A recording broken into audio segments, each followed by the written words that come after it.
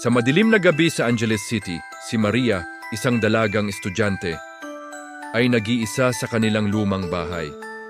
Naririnig niya ang mahinang huni ng hangin, ngunit may kakaibang tunog, parang yabag ng paa sa kisame. Ano yun? Bulong niya sa sarili. Pinilit niyang matulog, ngunit ang ingay ay lumalakas. Bumangon siya, hawak ang cellphone bilang ilaw. Sa hallway, nakita niyang gumagalaw ang kurtina ng walang hangin. Biglang may anino sa likod niya, isang matandang babae na walang mukha.